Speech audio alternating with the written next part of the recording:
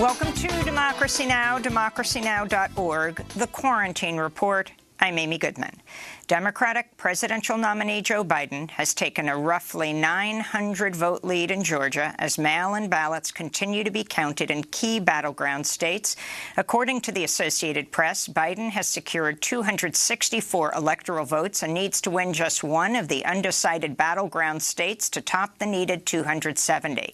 Biden is also expanding his leading in Nevada and gaining ground in Pennsylvania, where Trump's lead is down to 18,000 votes, with over 160,000 absentee ballots still uncounted.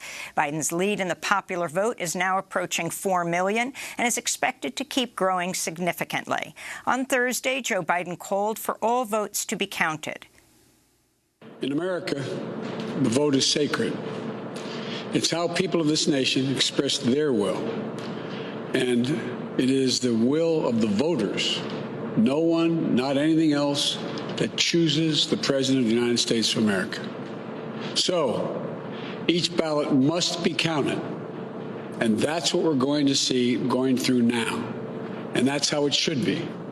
President Trump addressed the nation early Thursday evening and falsely claimed victory and accused Democrats of trying to steal the election. He offered no evidence to back up his claims. We think there's going to be a lot of litigation because we have so much evidence, so much proof, and it's going to end up perhaps at the highest court in the land. We'll see. But we think there'll be a lot of litigation because we can't have an election stolen like this. ABC, CBS, NBC, and MSNBC all stopped airing Trump's speech live because it was filled with lies about the election and the vote counting process, they said. On Thursday, the Trump campaign faced multiple setbacks in court. In Georgia, a judge dismissed a lawsuit claiming without evidence that some 53 absentee ballots arrived too late to be counted. In Michigan, a judge rejected the campaign's request to stop the counting of absentee ballots. In Pennsylvania, a federal judge dismissed a Republican request to halt vote counting in Philadelphia. The Trump campaign had initially claimed its observers had been barred from monitoring the count, but in the courtroom, a lawyer for the campaign admitted the Trump team did, in fact, have observers inside. The judge, who was appointed by George W. Bush, said, quote, "I'm sorry, then what's your problem?" unquote. Meanwhile, in Nevada, the Trump campaign announced plans to ask a federal court to, quote, "stop the counting of improper votes," unquote. Nevada election officials say there's no evidence of improper ballots being counted. The Trump campaign did succeed in Pennsylvania on one minor legal fight as a state judge ruled Trump campaign workers can get closer to the ballot counting in Philadelphia from something like 20 feet to 6 feet. Meanwhile, Trump campaign legal advisor Harmeet Dillon told Fox Business the campaign is hoping new Supreme Court Justice Amy Coney Barrett will help Trump win the presidency if a case does make its way to the Supreme Court. We're waiting for the United States Supreme Court, of which the president has nominated 3 justices to step in and do something, and hopefully Amy Coney Barrett will come through. Meanwhile, Senate Judiciary Committee Chair Lindsey Graham has publicly agreed that Republican state legislators in Pennsylvania and other states should consider invalidating the will of the voters and appoint Republican electors to the Electoral College regardless of the vote outcome. Republicans control the legislatures in Wisconsin, Pennsylvania, Michigan, North Carolina, Georgia, and Arizona. Senator Graham was asked about this by Sean Hannity on Fox News. Should these Republican lawmakers in Pennsylvania and elsewhere, if there's corruption in the law, they don't abide by the law and they don't allow observers in as the law calls for, should they then invalidate this? I think everything should be on the table. So there's the process of observing an election that's being violated. Philadelphia elections are crooked as a snake. Concern is growing that supporters of Trump may begin using violence to disrupt the electoral process. On Thursday, the president's son, Donald Trump Jr., called for, quote, total war over this election, unquote. This comes as police in Philadelphia have arrested 2 men after receiving a tip that men armed with AR-15s were driving a Hummer up from Virginia to attack the Pennsylvania Convention Center, where votes are still being counted. Police stopped the vehicle just north of the convention center. The Hummer had several stickers connected to the pro-Trump QAnon conspiracy theory. Meanwhile, election officials are openly saying they're worried about the safety of their staff due to a spike in threats.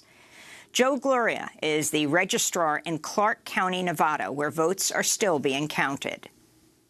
I can tell you that my wife and my mother are very concerned for me, but we have security here. We have law enforcement who are protecting us. I am concerned for the safety of my staff.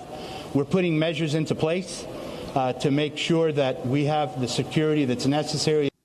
Meanwhile, the Secret Service is reportedly sending reinforcements to Wilmington, Delaware, to protect Joe Biden, who could give a victory speech as early as today. Meanwhile, Twitter has permanently banned President Trump's former campaign manager, Steve Bannon, from the platform after he called for the beheading of the nation's top infectious disease expert, Dr. Anthony Fauci, and the beheading of FBI Director Christopher Wray. Bannon made the comment on his podcast, War Room Pandemic. I'd actually like to go back to the old times of Tudor England. I'd put the heads on pikes, right? I'd put them at the 2 corners of the White House as a warning to federal bureaucrats. You either get with the program or you're gone. Here in New York, police arrested 18 demonstrators during a nighttime protest against President Trump's attempt to steal the election. Meanwhile, in Phoenix, Arizona, supporters of Trump briefly scuffled with supporters of Biden outside the Maricopa County Elections Department. In other election news, Georgia may now be facing 2 runoff Senate elections in January, and the outcome could decide which party controls the Senate. Georgia Republican Senator David Perdue has fallen below the needed 50% to beat Democrat Jon Ossoff outright. At the time of this broadcast, Perdue is at 49.8%. A runoff is already set for Republican Georgia Senator Kelly Loeffler and Reverend Raphael Warnock for the state's other Senate seat.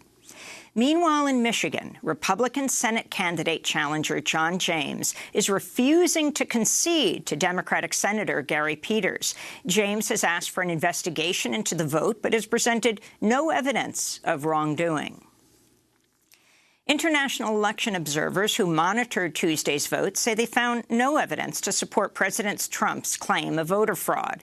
The Organization for Security and Cooperation in Europe delegation was headed by German lawmaker Michael George Link, who said, quote, baseless allegations of systematic deficiencies, notably by the incumbent president, including on election night, harm public trust in democratic institutions, unquote.